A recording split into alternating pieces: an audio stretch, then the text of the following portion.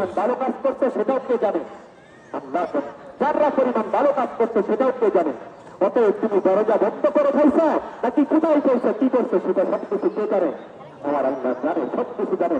ইমাম আবু হানিফা রাহমাতুল্লাহ আলাইহি তাফসীরে লেখেন, যখন এই কুরআনের এই দুইটা আয়াত উনি নামাজে তেলাওয়াত করতেন, বারবার তেলাওয়াত করতেন আর বারবার তেলাওয়াত করতেন, বারবার তেলাওয়াত করতে গিয়া আবু হানিফা রাহমাতুল্লাহ আলাইহি কেঁদে দিতেন, কাঁদতেন।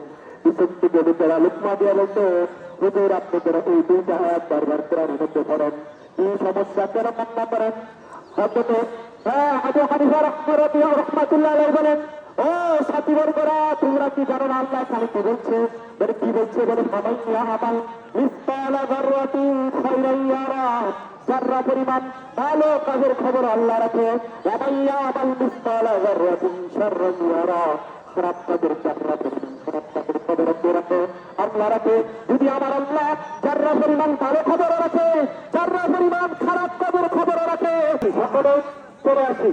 তো যে কথা বলতেছিলাম যে সন্তান আল্লাহ তাআলা সিজদা না করার কারণে আল্লাহ তাআলা তাকে লালনের তক্তা দিয়ে দেবেন। লালনের তক্তার উপরে আল্লাহ তাআলা শয়তানকে জিজ্ঞাসা করলেন, ও শয়তান, তুমি যে 6,500 বছর আমার ইবাদত করলা, তো আমার ইবাদতের বিনিময়ে তুমি কি চাও? আপনারা 5 মিনিট আগে 9টা বাজার 5 মিনিট আগে নামাজে দাঁড়িয়ে যাবো। 9টা বাজার 10টা বাজার 5 মিনিট আগেই নামাজে দাঁড়াবো। অথবা 2-3 মিনিট সময় বাকি আছে, কারণ আকাশের অবস্থা ভালো না। আমরা অযথা সময় নষ্ট করতেছি। সকলে লাখ সোজা করে দাঁড়িয়ে দেয়।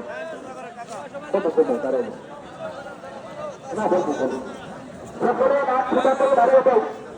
আমরা যারা এখনো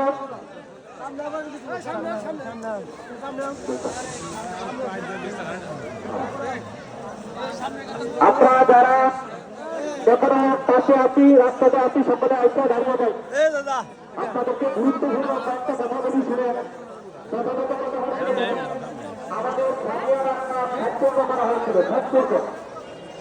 দেখেন ঈদগাহ মাঠে আসছেন, আমরা অনেকে দেখেন নামাজ পড়াটা দরকার ওয়াজিব, খুতবা শোনাটাও কিন্তু সৌরকতার ওয়াজিব। আমরা সালাত ফিরানোর সাথে সাথে অনেকেই উঠে চলে যাই। তাই যে সমস্ত ব্যক্তিরা খুতবা শোনার ক্ষুধায় আপনার নাই, তবে আপনার নামাজ পড়ারও কোনো প্রয়োজন নেই। যাদের খুতবা শোনার সময় নেই, তাহলে আমি মনে করি আপনার নামাজ পড়ারও কোনো প্রয়োজন নাই। কারণ নামাজ পড়াটা যেরকম ওয়াজিব, সেরকম খুতবা শোনাটাও সকলের জন্য ওয়াজিব, এরকম না যে একজনের জন্য। অতএব আপনারা সালাত ফিরানোর সাথে সাথেই যে বের হয়ে চলে যায়, এরকম করবেন না। আল্লাহ তাআলা যেহেতু আমরা আসছি ঈদগাহ মাঠে, আল্লাহ তাআলাকে সন্তুষ্ট করার জন্য আসছি। আমার নিজের খেয়ালিতে আসি নাই, নিজের কোন ইচ্ছা পূরণ করার জন্য আসি নাই, একমাত্র হৃদয়ে পাওয়ার জন্য আসছি। অতএব এখনো যারা আসেন নাই, আপনারা সকলে কাতারে দাঁড়িয়ে যান, এখন নামাজ হবে। আমি বলে দিচ্ছি, ঈদ উল ফিতরের 2 রাকাত ওয়াজিব নামাজ, ঈদ উল সালামে ওয়া তাআতাল আনওয়ার, আল্লাহু আকবার, আল্লাহু আকবার, লা ইলাহা ইল্লাল্লাহু, আল্লাহু আকবার, আল্লাহু আকবার, লিল্লাহিল হামদ। أما بعد فاعلم أن يوم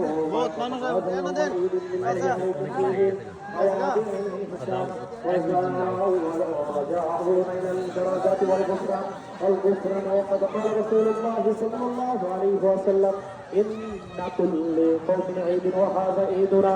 الله أكبر، الله أكبر، لا إله إلا الله، الله أكبر، الله أكبر، لله الحمد. وقال رسول الله صلى الله عليه وسلم فإذا كان يوم عيد يعني يوم ذكر بعطاها بهم الملائكة، فقال يا ملائكة ما جزاء أبي وفاعله؟ وقالوا ربنا جزاؤه أن يوسف أرجع. قال ملائكة দেখুন মাসুম বাচ্চারা অনেক হাফেজে কোরআন, অনেক কোরআনের আয়াতরা হাফেজেছিল। আল্লাহ মেহেরবানি করে প্রত্যেকের জিন্দেগির গুনাহ মাফ করে দাও। আল্লাহ আপনার ইচ্ছা অনিচ্ছা গোপনের কথা শেষ হয়ে গুনাহ মাফ করে ওঠা। মাওলা গো, যত গুনাহ করেছি আল্লাহ ঈদ উল ফিতরের নামাজ পড়ে তোমার কাছে হাত বাড়াইছি। আল্লাহ তোমার হাবিব পড়েছে যে রমজানে রোজা রাখলো, আর আল্লাহ যে তারাবির নামাজ আদায় করলো, 5 ওয়াক্ত নামাজ করলো, আল্লাহ তুমি তার জীবনের সমস্ত গুনাহ মাফ করে দাও। আল্লাহ মাবুদ, তোমার হুকুম পালন করতে গিয়ে আল্লাহ অনেক বেয়াদবি করেছি। আল্লাহ তোমার হুকুম সঠিকভাবে পালন করতে পারি নাই। ও মাওলা, আমরা তো দুর্বল মাওলা, তুমি তো আলিমুল গায়েব, তুমি তো জানো মাওলা।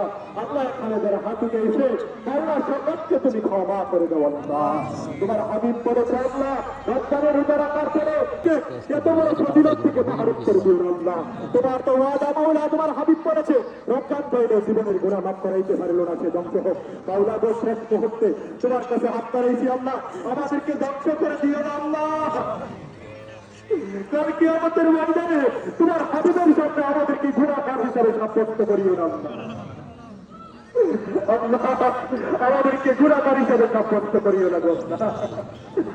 আমাদের সকলকে তুমি মাফ করে দাও আল্লাহ। করে যারা হাত দিয়েছে সকলকে মাফ করে দাও আল্লাহ।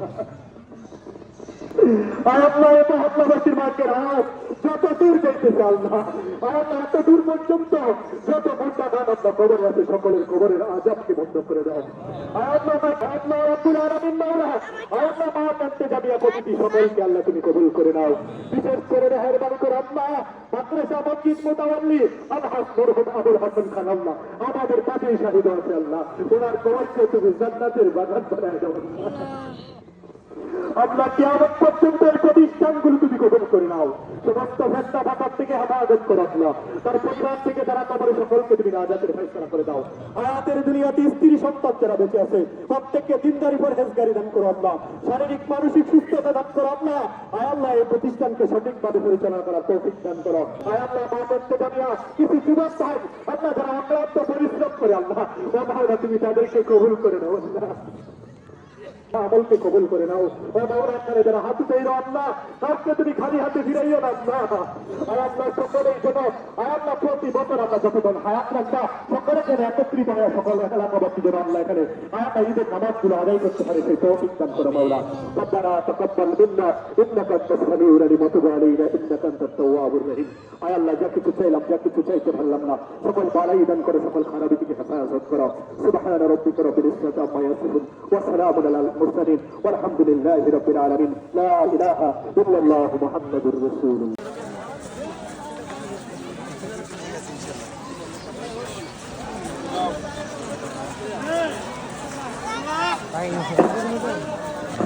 সব জায়গায় চিনি কবল না।